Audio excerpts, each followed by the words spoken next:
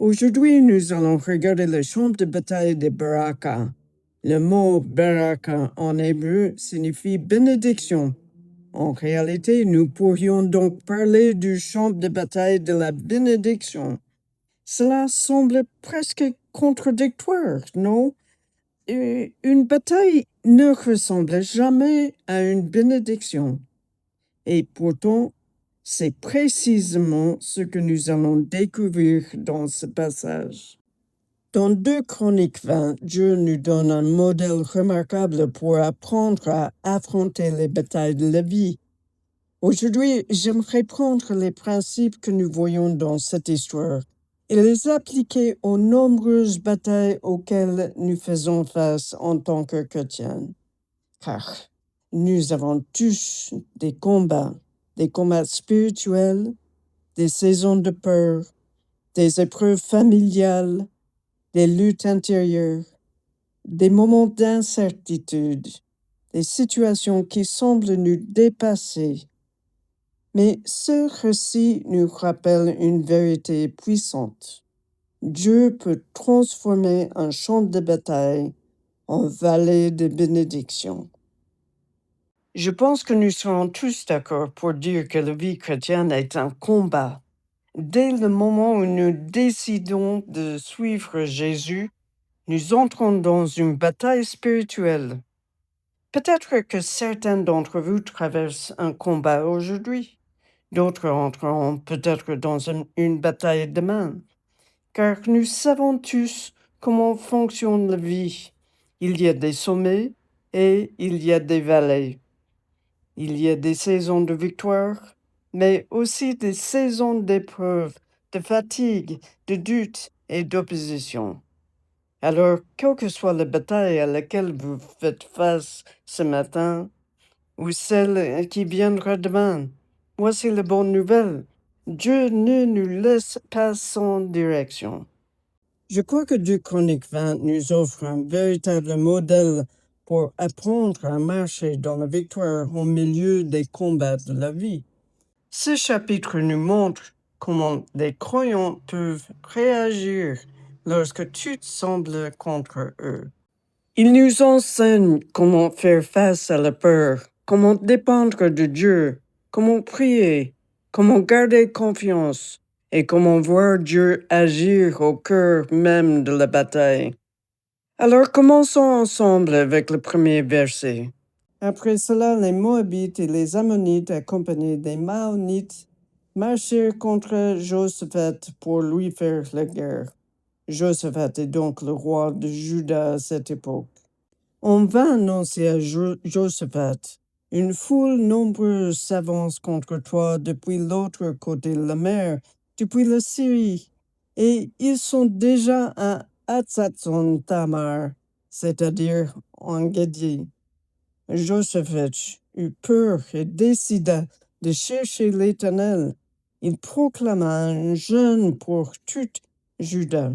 Josaphat utilise 3 ingrédients spirituels, 3 véritables armes de guerre spirituelles pour faire face à l'armée qui s'avance contre lui et pour apaiser la peur qui envahit son cœur. Au moment où nous arrivons dans ce récit, Josaphat apprend qu'une attaque massive est imminente. 3 armées se sont unies contre Juda. Voici le contexte. Josaphat est roi de Juda. Son nom signifie en hébreu « l'Éternel est juge ». À cette époque, le royaume de Dieu est divisé. Le royaume d'Israël au nord et le royaume de Juda au sud. Tous les rois du royaume du nord ont été des rois mauvais, éloignés de Dieu. Mais dans Juda, quelques rois ont marché fidèlement avec l'Éternel. Josaphat faisait partie de ces bons rois. Nous sommes environ 870 ans avant la venue de Jésus. Et soudain, la nouvelle tombe. 3 nations ennemies se sont alliées pour attaquer Jérusalem. Les Moabites, les Ammonites et les Maonites. Une triple menace. une coalition puissante qui marche maintenant vers la capitale. Et la Bible nous dit quelque chose de très humain au verset 3. Josaphat eut peur. Certaines traductions disent même il fut terrifié. J'aime l'honnêteté de la Bible. Elle ne nous présente pas des hommes de Dieu comme des super-héros sans émotion. Josaphat aime Dieu. Josaphat marche avec Dieu. Et malgré cela, il ressent la peur. Et cela devrait nous encourager aujourd'hui. Ressentir la peur ne signifie pas que vous manquez de foi. Même les croyants fidèles connaissent des moments où la bataille semble trop grande pour eux. La vraie question n'est donc pas est-ce que j'aurai peur? La vraie question est que vais-je faire avec ma peur? Et c'est précisément là que Josaphat va nous montrer le chemin. Dans la bataille auxquelles nous faisons face en tant que croyants, il existe pour nous aussi une triple alliance qui mène la guerre contre notre âme. La Bible identifie souvent ces trois ennemis, le monde, la chair et le diable. D'abord, il y a le monde. C'est l'ennemi autour de nous. Je ne dis pas que toutes les personnes autour de nous sont ennemies, mais d'une manière générale, le système du monde dans lequel nous vivons ne pousse pas vers Dieu. En réalité, il pousse plutôt contre nous. Et cela remonte jusqu'à Adam et Ève. Depuis que les premiers êtres humains se sont rebellés contre Dieu, notre monde est brisé. Le péché a tout affecté. C'est pourquoi il y a la souffrance. C'est pourquoi il y a la maladie, les blessures, les injustices et la violence. C'est pourquoi il y a des luttes, des divisions et des guerres. Certaines batailles que nous traversons viennent simplement du fait que nous vivons dans un monde déchu. Nous vivons dans un monde brisé et parfois la bataille est tout autour de nous. Mais il existe aussi une deuxième bataille, la bataille intérieure. C'est la bataille de notre chair. La Bible nous dit que le cœur humain est trompeur. Nos émotions, nos pensées, nos désirs ne nous conduisent pas toujours dans la bonne direction. C'est pourquoi nous devons constamment soumettre notre cœur à la parole de Dieu, la Bible. Chaque fois que nos émotions nous poussent dans une direction, nous devons les examiner à la lumière des Écritures. Pourquoi? Parce que nous savons que nos sentiments peuvent parfois nous tromper. C'est la guerre intérieure. Et l'apôtre Paul décrit très bien ces combats dans Galates chapitre 5. Voici donc ce que je dis. Marchez par l'esprit et vous n'accomplirez pas les désirs de votre nature propre. En effet, la nature humaine a des désirs contraires à ceux de l'esprit, et l'esprit a des désirs contraires à ceux de la nature humaine. Ils sont opposés entre eux. Nous avons donc cette bataille intérieure contre la tentation et le péché. C'est la guerre qui se déroule en nous. Mais il existe aussi une troisième bataille, la bataille spirituelle, la bataille dans nous, la bataille contre le diable. Dans Éphésiens 6, la Bible nous dit clairement que notre combat n'est pas dirigé contre des êtres humains, car nous n'avons pas à lutter contre la chair et le sang, mais contre les dominations, contre les autorités, contre les puissances de ce monde de ténèbres, contre les esprits du mal dans les lieux célestes. Cette bataille est spirituelle. Satan cherche à s'opposer au peuple de Dieu. Il cherche à décourager, distraire, séduire et affaiblir les croyants afin qu'ils deviennent inefficaces pour le royaume de Dieu. Je veux cependant préciser quelque chose d'important. Je ne crois pas qu'un chrétien né de nouveau puisse être possédé par un démon. Parce que lorsque quelqu'un donne sa vie à Jésus-Christ, le Saint-Esprit vient habiter en lui. Et je peux vous assurer une chose, le Saint-Esprit ne partage pas sa demeure avec les ténèbres. Mais même si un croyant ne peut pas être possédé, la Bible montre clairement qu'il peut être opprimé, attaqué, tenté ou accablé spirituellement. C'est pourquoi nous devons rester vigilantes, parce que l'ennemi fera tout son possible pour nous détourner de Jésus, nous décourager ou nous paralyser par la peur. Alors, tout comme Judas faisait face à une triple alliance ennemie, nous aussi, nous faisons face à une triple menace, le monde, la chair et le diable. Et nous devons être conscients de cette réalité. Josaphat voit cette immense armée venir contre lui et la Bible dit qu'il est terrifié. Peut-être que certains d'entre vous ressentent cela aujourd'hui. Vous traversez une situation difficile, une bataille qui semble trop grande, quelque chose d'accablant. Et honnêtement, il est humain d'avoir peur. Mais encore une fois, la vraie question n'est pas vais-je ressentir la peur? La vraie question est que vais-je faire avec cette peur? Et c'est ici que nous découvrons les trois armes spirituelles que Josaphat utilise pour combattre sa peur et faire face à l'ennemi. Et la toute première chose qu'il fait, c'est prier. Et remarquez quand il le fait. Il prie avant la bataille.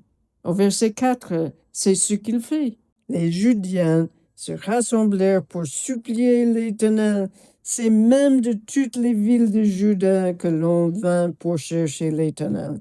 Josaphat se tint debout au milieu de l'assemblée de Juda et de Jérusalem dans la maison de l'Éternel devant le nouveau parvis et dit: Éternel Dieu de nos ancêtres, n'est-ce pas toi qui es Dieu dans le ciel, et n'est-ce pas toi qui domines sur tous les royaumes des nations? N'est-ce pas toi qui détiens la force et la puissance, toi à qui personne ne peut résister? Regardez comment il termine la prière, le verset 12. J'adore cela. Il prie devant tout le peuple. Notre Dieu, ne vas-tu pas les juger? En effet, nous sommes sans force devant cette foule nombreuse qui vient nous attaquer, et nous ne savons que faire. Mais nos yeux sont sur toi. Il prie, et honnêtement, notre réflexe naturel est souvent l'inverse. Notre tendance humaine est de paniquer au lieu de prier. Quand nous traversons une bataille, une saison difficile ou une situation qui nous dépasse, nous passons rapidement en mode contrôle. Nous pensons, je dois régler ça, je dois trouver une solution, je dois reprendre le contrôle de la situation. Alors nous analysons, nous manipulons les circonstances, nous appelons les personnes, nous cherchons des réponses. Et parfois, tout cela peut avoir sa place. Mais bien souvent, la prière devient seulement une pensée secondaire. Ah oui, et il faudrait peut-être aussi prier. Pourtant, ici, la Bible nous enseigne exactement le contraire. La prière doit être notre première ligne de défense. C'est précisément ce que fait Josaphat. Il ne prie pas en dernier recours, il prie en premier. Et je crois que plusieurs d'entre nous ont besoin de entendre cela aujourd'hui.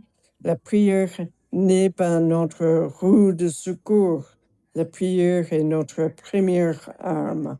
Parfois aussi, nous hésitons à revenir encore et encore vers Dieu avec les mêmes fardeaux. Nous avons l'impression de déranger le Seigneur. Nous pensons, j'ai déjà prié 1000 fois pour cela, Dieu doit être fatigué de m'entendre. Mais D.L. Moody a dit quelque chose de magnifique. Certaines personnes pensent que Dieu est dérangé par nos demandes répétées. Mais la seule chose qui trouble Dieu, c'est que nous ne venions jamais à lui. Quel encouragement! Notre Père céleste nous aime. Il accueille ses enfants avec joie. Quand ma fille était petite, elle venait me voir en courant avec chaque petite blessure ou égratignure pour que je la console. Jamais je ne lui ai dit encore, pas maintenant. Au contraire, je voulais qu'elle vienne. Et notre Père céleste est infiniment plus aimant encore. Dieu veut que nous lui ouvrions notre cœur. Il veut que nous déposions nos fardeaux devant lui. Ne sous-estimons jamais la puissance de la prière.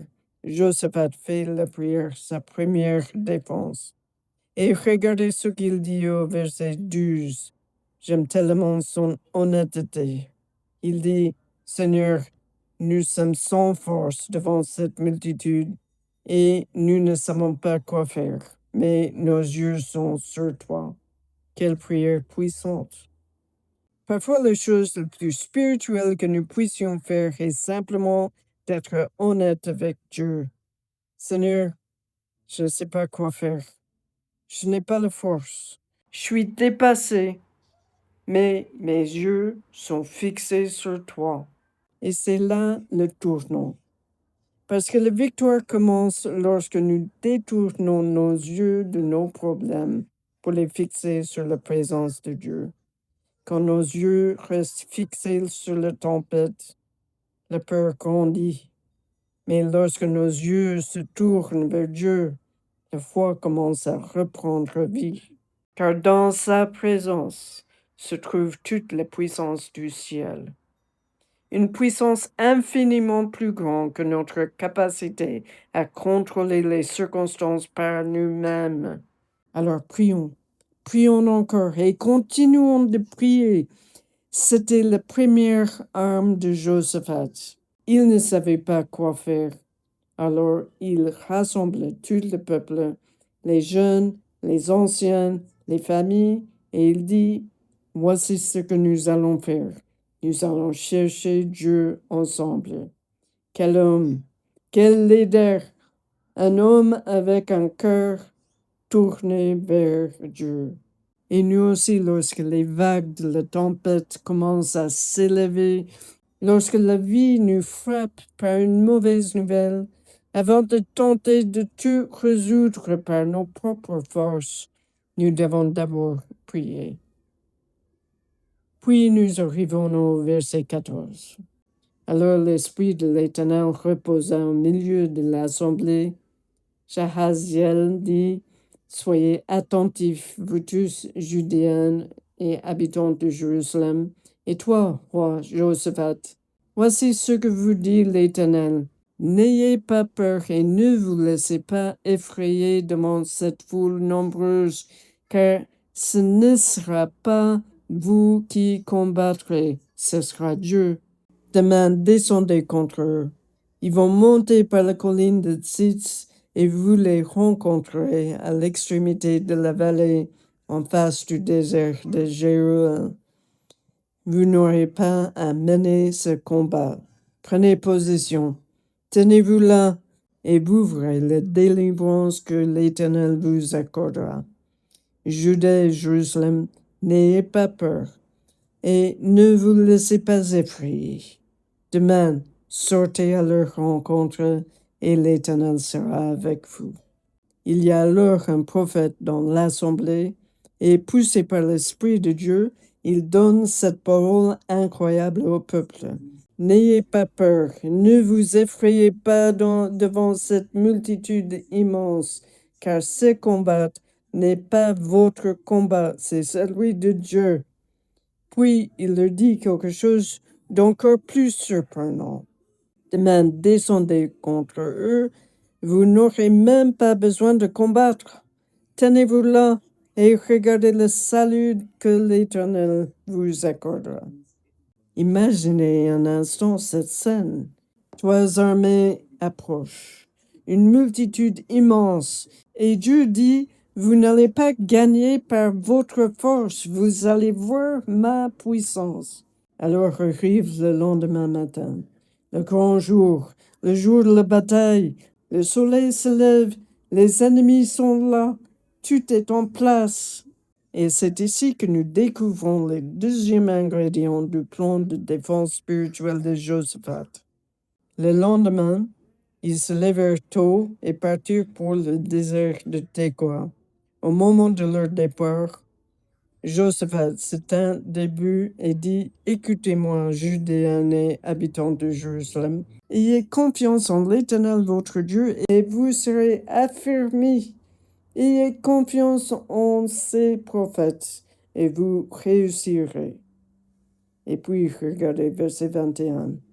Puis, en accord avec le peuple, il désigna des musiciens qui, couverts d'ornements sacrés, célébraient l'Éternel tout en marchant devant l'armée en disant, louez l'Éternel, oui, sa bonté dure éternellement.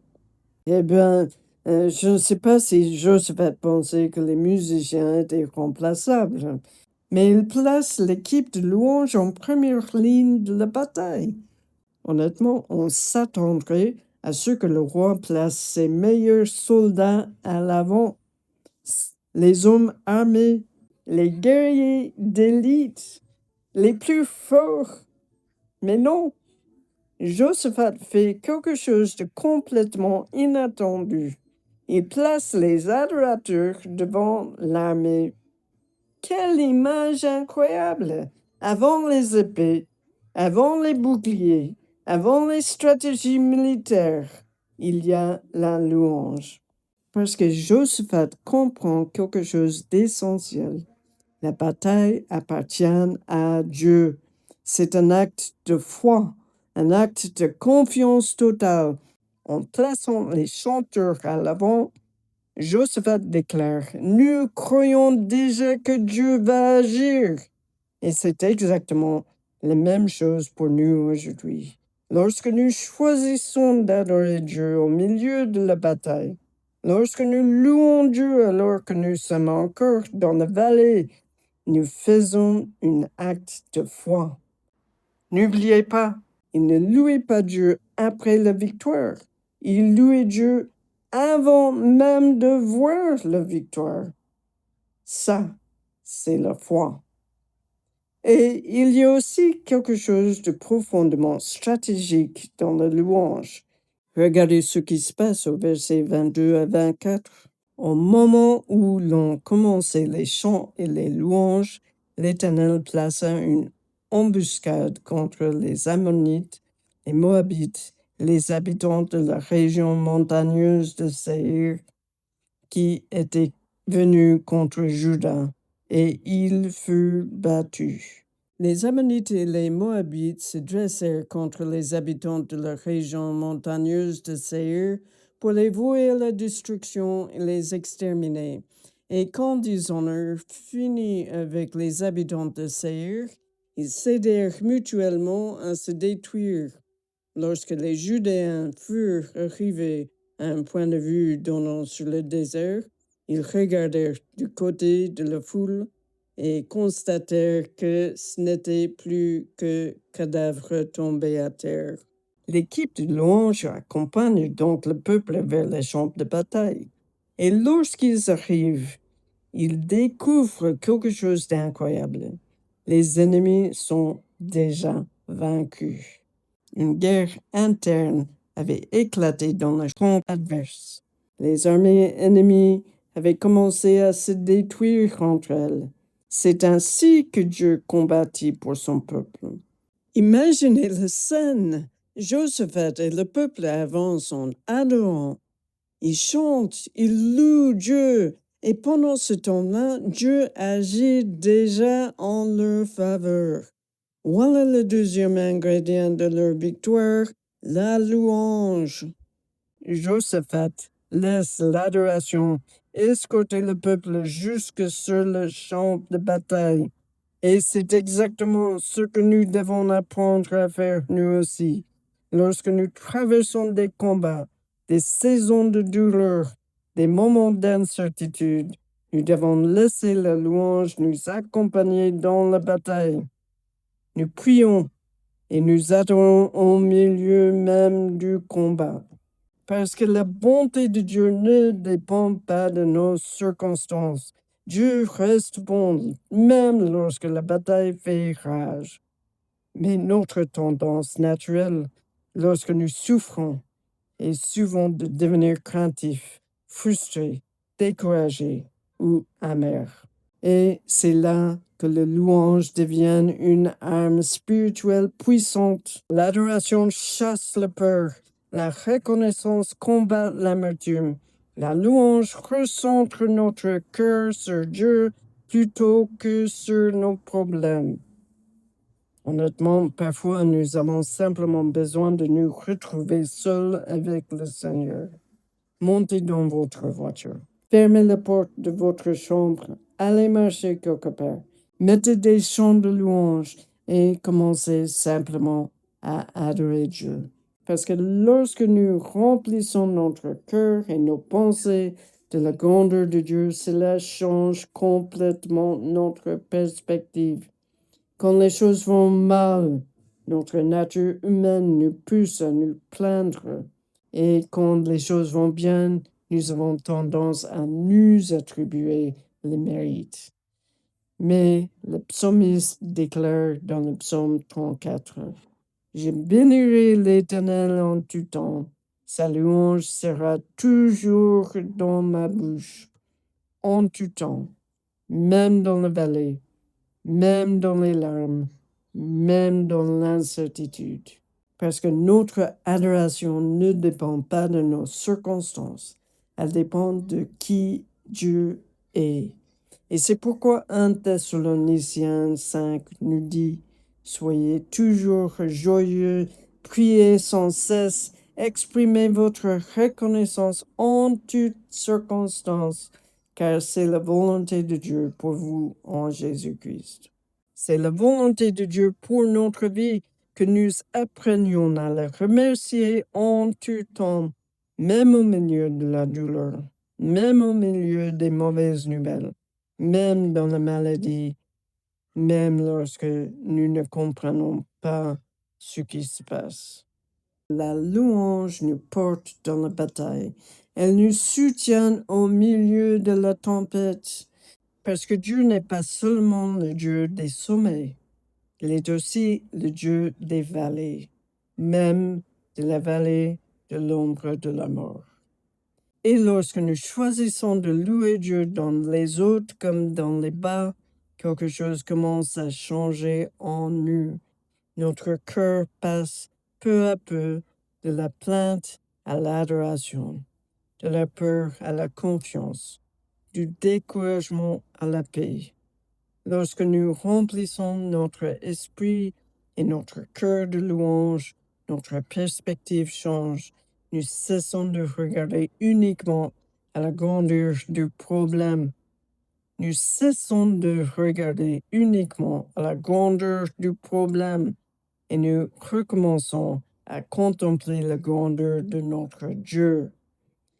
Et c'est souvent dans l'adoration que nous retrouvons le repos, même lorsque la tempête continue encore autour de nous.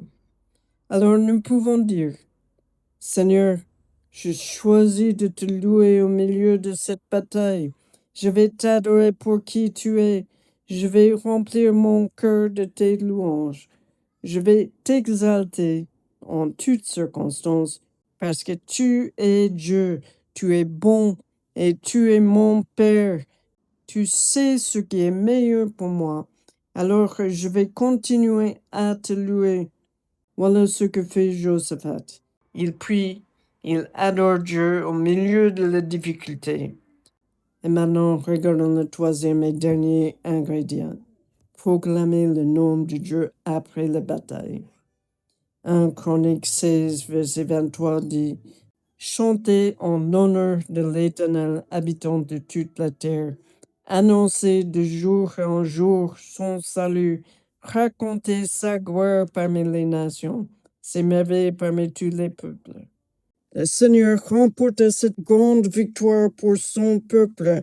Puis le quatrième jour, après avoir ramassé tout le butin laissé sur le champ de bataille, le peuple se rendit dans cette vallée et lui donna un nom, la vallée de Baraka, littéralement la vallée de bénédiction. Et cela est magnifique lorsque l'on pense au début du récit. Au verset 3, Josaphat était rempli de peur. Il était anxieux, terrifié par l'ampleur de la bataille. Mais quelques jours plus tard, le même homme se tient maintenant dans une vallée de bénédiction. Parce que lorsque Dieu combat pour son peuple, les vallées les plus effrayantes peuvent devenir des lieux de bénédiction. Et je crois qu'il y a ici une vérité profonde pour chacun de nous.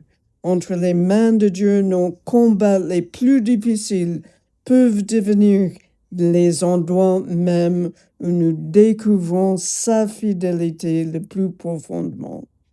Et lorsque nous traversons nos combats dans la prière et dans l'adoration, nous ne ressortons jamais les mêmes. Au milieu de la bataille, Dieu nous attire près de lui. Le véritable butin de la vallée, c'est une relation plus profonde avec Jésus-Christ. C'est dans la vallée que nous découvrons souvent Dieu d'une manière que nous n'aurions jamais connue autrement. Nous apprenons à lui faire confiance, nous découvrons sa paix, sa présence devient plus réelle. Notre foi grandit, notre dépendance envers lui grandit, et soudain, nous réalisons que certaines des plus grandes bénédictions spirituelles de notre vie sont nées dans les saisons les plus difficiles. Et honnêtement, et cela vaut tout l'or du monde, parce qu'il n'existe rien de plus précieux qu'une relation profonde avec Jésus-Christ. C'est là la véritable bénédiction.